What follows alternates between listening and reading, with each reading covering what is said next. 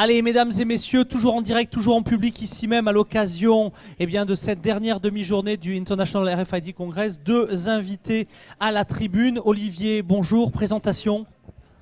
Donc Olivier Choprade, société PetJob.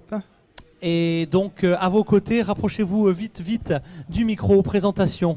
Bonjour, Grégory Culmet, société Dictao. Alors, bienvenue à tous les deux. Vous avez choisi de nous parler du projet Jintao. Avant même de nous en donner les composantes, quelle est l'origine de ce projet? L'origine du projet vient par rapport à une remontée du terrain, principalement dans le domaine de l'aérospatial, où ils avaient une problématique de traçabilité de leurs pièces embarquées dans les avions et taguées avec des étiquettes RFID UHF, où ils avaient besoin d'avoir une traçabilité sur les produits. Donc de là, nous avons bâti un consortium pour pouvoir apporter une solution de traçabilité avec des preuves formelles. Très bien, donc effectivement un dispositif, un consortium. Alors question, qui a rejoint ce consortium? Comment fonctionne-t-il? Allez, levons un peu le voile sur cette dynamique. Donc petit complément, il s'agit d'un projet collaboratif qui est financé par l'État, donc par la DGCIS. C'est un projet qui a été labellisé par le pôle systématique, pôle de haute technologie d'Île-de-France. Donc les membres du consortium, au-delà de PetJob et Dictao, on a MainTag qui se positionne sur la fabrication de tags. On a le CNRFID qui coordonne le recueil du besoin des utilisateurs. Et enfin, on a deux partenaires académiques. On a Télécom Paris Tech qui nous apporte son expertise en cryptographie et en analyse de sécurité. Et on a l'UPMC qui apporte une expertise sur tout ce qui est antenne. Très bien, donc un tour de table important. Quels sont les avantages pour les utilisateurs? Alors, en termes d'avantages par rapport à une solution existante, c'est qu'ils peuvent réutiliser le matériel qu'ils ont actuellement pour pouvoir relire les étiquettes UHF. Et par rapport en fait à ce matériel, on va leur ajouter des couches logicielles qui vont leur permettre de pouvoir apporter un degré de sécurité pour leur permettre de pouvoir tracer de manière certaine les différentes opérations de maintenance ou de logistique effectuées sur les différentes pièces. Plus rapide, moins cher et du coup à 100% sécurisé ou 99,9%, les degrés de fiabilité sont extrêmes. Donc on vise évidemment une solution qui est certifiable, dont la sécurité est certifiable. C'est vraiment ça la valeur ajoutée du projet. Je dirais aussi, ce qu'on apporte aux utilisateurs, c'est, on constate qu'il y a des objets qui sont tagués qui ont un cycle de vie matériel, et de l'autre côté, on a la sécurité et les menaces cyber qui, elles, sont sur un autre cycle de vie qui est peut-être un petit peu plus rapide. Et donc, comment upgrader la sécurité d'un parc existant de tags RFID qui ne sont pas forcément crypto, et donc on essaye d'apporter une solution qui, en complétant avec des modules logiciels et hardware, mais qui ne sont pas déployés sur les tags, et pour pouvoir se conformer, pour suivre le rythme de la cybersécurité sur du matériel qui est déployé avec un cycle plus long. Très bien, merci. Alors, des solutions de traçabilité sans contact, il en existe. Sur ce projet, quelles sont les innovations un petit peu majeures de ce projet par rapport aux solutions existantes sur le marché? L'innovation majeure, c'est que l'on part, comme l'a dit Grégory tout à l'heure, d'une étiquette qui n'a pas de capacité cryptographique. Et à partir d'un mix de logiciel et matériel, on va apporter un certain nombre de niveaux de sécurité qui vont en fait être graduels par rapport aux différents environnements. Très bien, donc effectivement c'est une évolution majeure. Je crois qu'une des failles principales que l'on reprochait à la techno RFID, c'était son ouverture totale. Donc là c'est la réponse que tout le marché attend. Pourquoi votre société participe-t-elle à ce projet? Alors deux sociétés, deux réponses, messieurs. Donc, pourquoi vous? Pourquoi PetJob est rentré dans le consortium Jintao? C'est d'une part d'un point de vue technologique.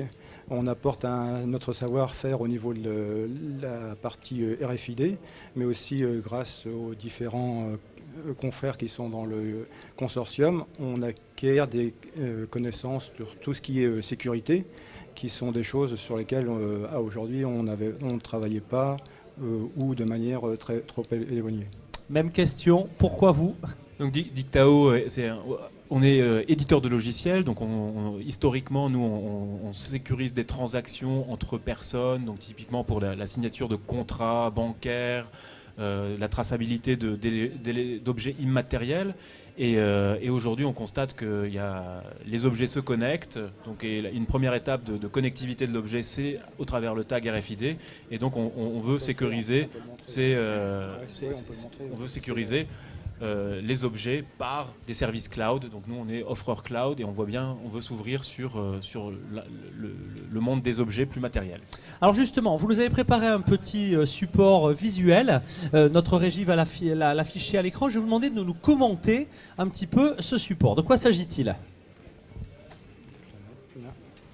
Donc là, on illustre vraiment les grandes briques de ce que nous proposons.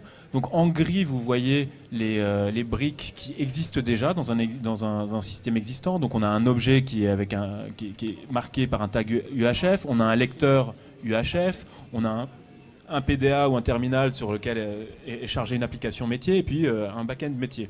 Donc nous, ce qu'on propose d'apporter, c'est une sécurisation en ajoutant les modules Orange.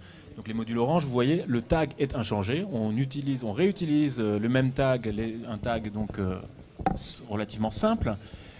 Par contre, l'opérateur qui va scanner le tag, on l'équipe d'un certificat de signature. Ensuite, on a des innovations sur le côté lecteur où on propose une antenne biband HF, UHF qui permettra, avec le HF, d'identifier les personnes et avec le UHF d'identifier les objets. Et ensuite, tout cela passe par un module de sécurité qui est logiciel et avec des briques matérielles qui sont sur le terminal et qui permet de combiner les éléments qui viennent de l'opérateur et du tag UHF, de les sceller et d'envoyer tout cela sur des services cloud pour archivage et création de preuves à valeur probante. Très bien, merci pour cet éclairage. Alors, tout a été dit, pas de commentaires additionnels sur le schéma. Par rapport à l'architecture, non. Très bien. Alors, comment intégrer la solution à un existant ? Si je veux rejoindre avec une infrastructure, est-ce que je peux vous rejoindre et sous quelles conditions ? Pour intégrer la solution dans un existant, il faut à la base disposer d'objets qui sont tagués par des étiquettes UHF ne possédant pas de capacité cryptographique à la base et d'outils type lecteur UHF intégrés à un terminal informatique. Et par rapport en fait à ces briques de base, nous allons en fait pouvoir ajouter des modules logiciels, voire matériels, pour permettre à l'utilisateur de générer des produits estampillés Jintao. Donc chacune des briques est vraiment, on est sur une architecture très modulaire et chaque module est lui-même a une capacité de s'adapter à l'environnement de l'existant chez l'utilisateur. Pensez vraiment comme un projet collaboratif où d'autres acteurs vont pouvoir l'enrichir, pas seulement l'utiliser, mais y apporter des contributions additionnelles. Alors, quel calendrier de mise en place sur le marché ? Le produit aujourd'hui en termes de développement, c'est un produit qui est basé sur 24 mois.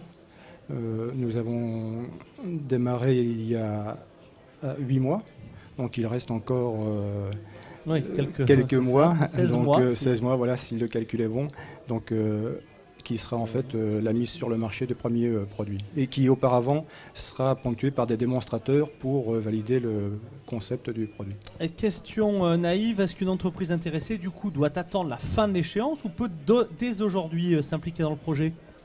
Elle peut dès aujourd'hui s'impliquer dans le projet car nous avons au sein du consortium créé un club utilisateur qui permet à tout type d'industrie intéressée par l'intégration de ce type de technologie au sein de sa chaîne logistique ou métier de nous rejoindre et de participer entre autres à la mise au point de démonstrateurs. Un grand merci Olivier. Un mot de conclusion peut-être avant de se quitter ?